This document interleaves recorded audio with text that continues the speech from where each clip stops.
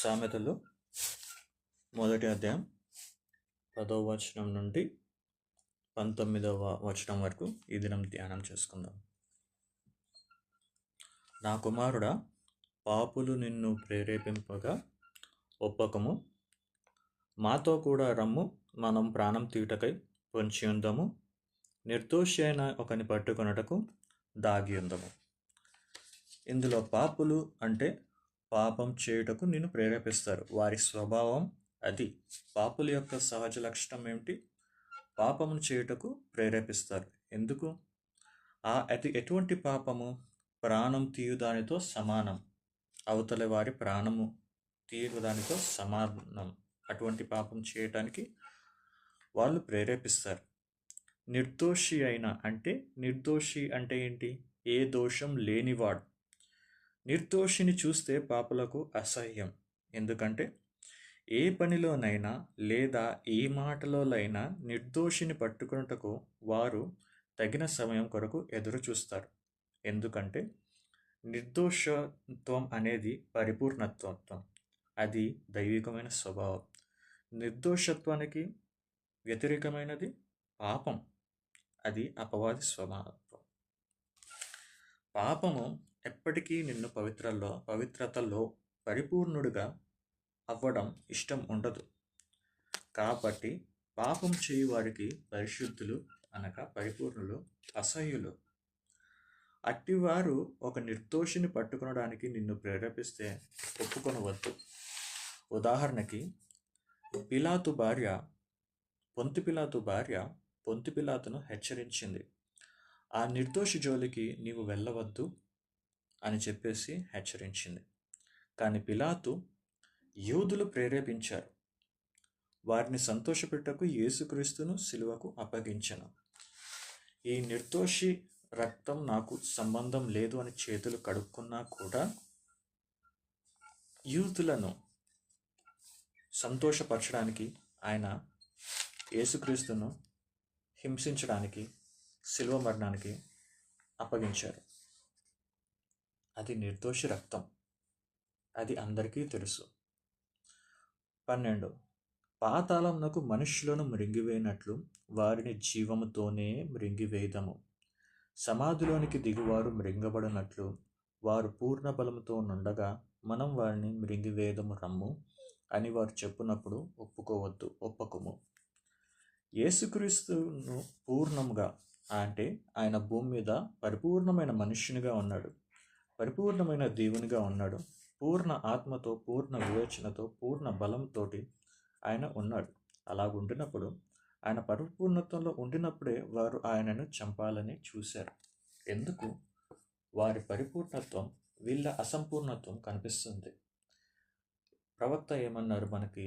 నీ ముఖకాంతిలో నా రహస్య పాపములు కనబడుతున్నాయి. ఎందుకు?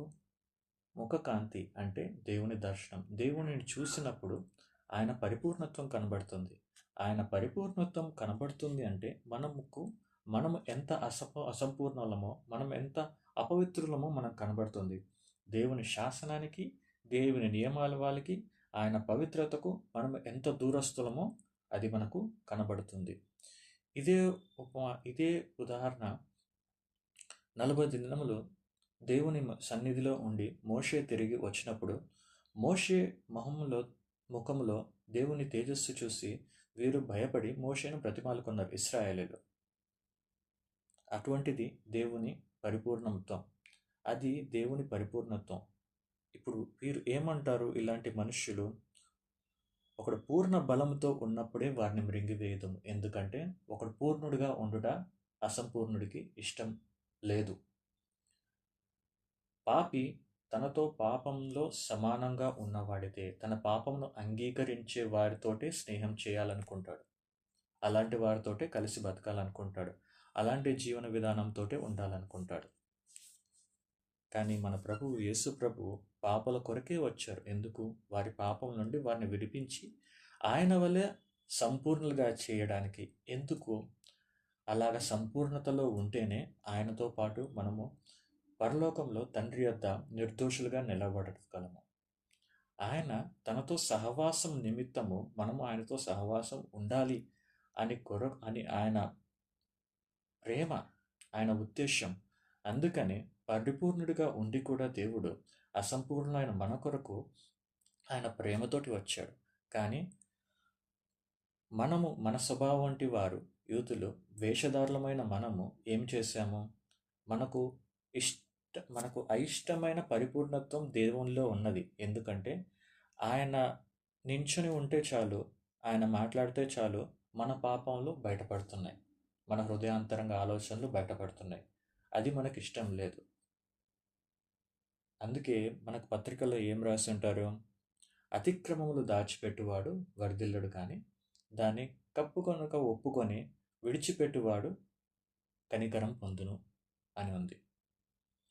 దేవుడు మనల్ని సరిచేయడానికే వచ్చాడు. మన పాపములను సరిచేయడానికి, మన పాపం నుంచి మనల్ని వేరుపరిచి మనల్ని పవిత్రపరచడానికే వచ్చాడు తప్ప మనల్ని శిక్షించడానికి కాదు. శిక్ష ఉంటుంది. ఎప్పుడు ఉంటుందంటే మన పాపములు మనకి గుర్తెరిగినప్పుడు వాటిని ఒప్పుకోకుండా దాచిపెట్టుకొని ఉంటే, ఇంకా అదే పాపంలో మనం కొనసాగుతూ ఉంటే మనకు శిక్ష ఉంటుంది.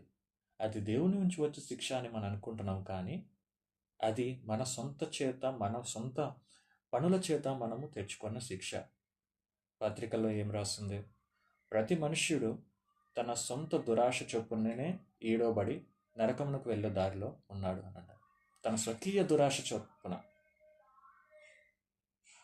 ఇప్పుడు పరిపూర్ణత్వం అనేది అసంపూర్ణత్వానికి అందుకు వ్యతిరేకత్వం. ఎందుకంటే పరిపూర్ణమైనది దైవికం, అసంపూర్ణం అనేది పాపమునకు సంబంధించింది. ఇప్పుడు అలాంటి మనుష్యులు, అసంపూర్ణులు నీ దగ్గరికి వచ్చి ఒక నిర్దోషి, ఎందుకంటే ఆ నిర్దోషి వీరి మాటలో అంగీకరించాడు, వీరిలాగా ప్రవర్తించలేరు, అటువంటి వాడిని, మనతో అంగీకరించిన వాడిని మనం నాశనం చేద్దాం రండి. ఏ మాటలో కానీ, ఏ ప్రవర్తనలో కానీ ఎక్కడన్నా దోషం పట్టుకొని అతను పూర్ణంగా ఉన్నాడు అని అనుకున్నప్పుడే, అందరి ముందు ఇతను మంచిగా ఉన్నారు అని అనుకున్నప్పుడే అతన్ని పట్టుకుందాము, అతన్ని అవమానపరుస్తాము, వారిని అవమానపరుస్తాము అనేది వారి స్వభావం. అట్లాగా అలాగ నిన్ను ప్రేరేపించిన వారితో నువ్వు ఎప్పుడు ఒప్పుకునవద్దు. ఉదాహరణకు దానియేలుని, ప్రవక్త అయిన దానియేలు గారిని దైవికమైన విషయంలో తప్ప ఏ విషయంలోనూ అతన్ని పట్టుకొనలేము అని ఎరిగి వారు తగిన సమయం కొరకు ఎదురు చూస్తూ ఉన్నారు. తగిన సమయం దొరికినది, కానీ ఏం చేశారు? వారు చేసిన పని చివరికి వారి నెత్తి మీదకే వచ్చి ఉన్నది. దానియేలు యథాప్రకారంగా తన దేవునికి ప్రార్థనలు ముమ్మారు మోకాళ్ళుండి దేవుని పట్టణం వైపు తిరిగి కిటికీ ఓపెన్ చేసి తీసి ప్రార్థన చేస్తున్నాడు.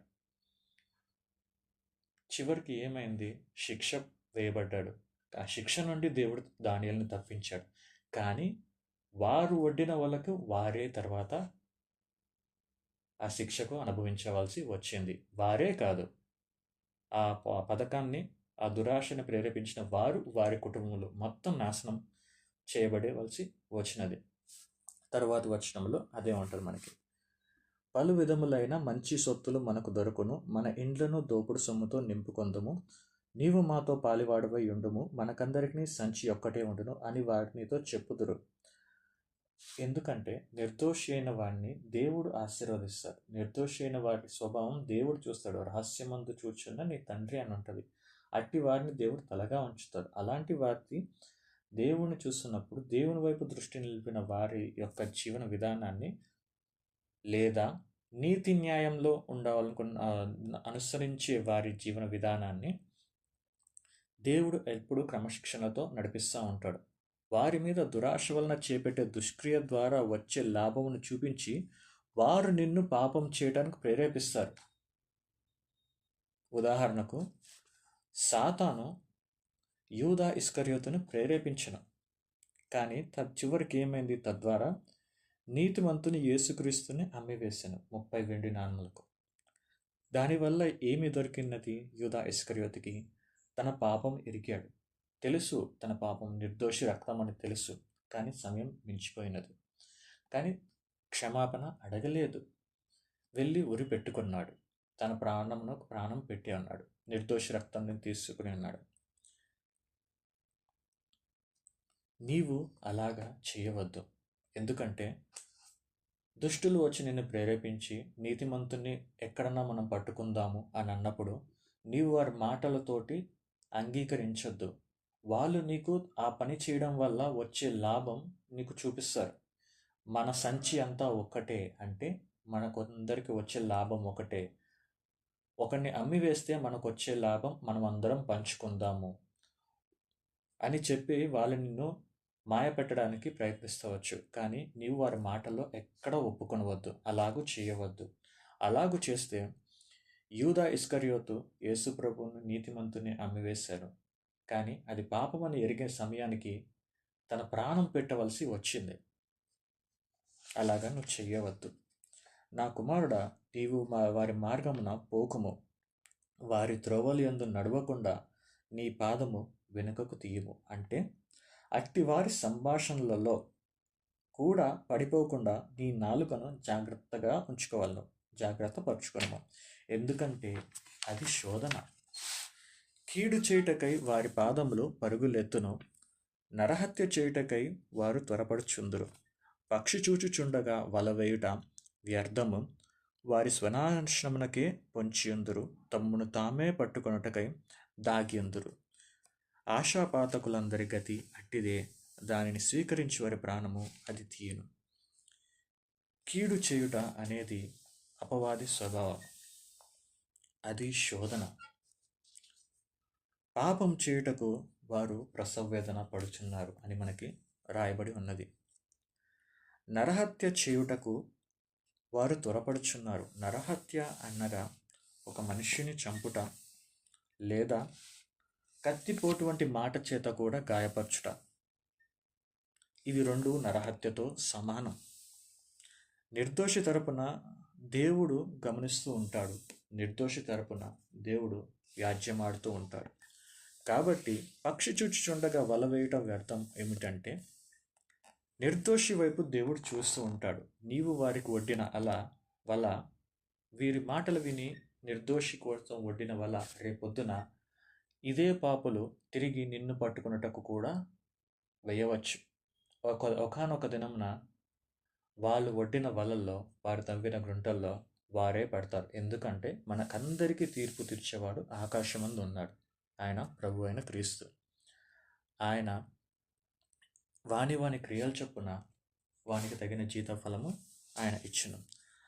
ఆశాపాతకులందరి గతి అట్టిదే. ఆశాపాతకులు అంటే ఎవరు? దురాశ చేత ఈడవబడిన వారు. అది మంచి ఆశ కాదు, అది దురాశ. అది దేవునికి వ్యతిరేకమైన ఆశ. అది మంచితనంను కోరుకున్న ఆశ కాదు. ఒకరిని గాయపరిచి దానిలో లాభం వెతుక్కునే ఆశ, అది అపవాది ఆశ. అట్టి వాటికి నీవు దూరంగా ఉండాలి. మన ప్రభు అయిన యేసుక్రీస్తు మనకందరికీ అటువంటి జ్ఞానము, వివేచన, క్రమశిక్షణ మనందరికీ దయచేయునుగాక. ఆమేన్.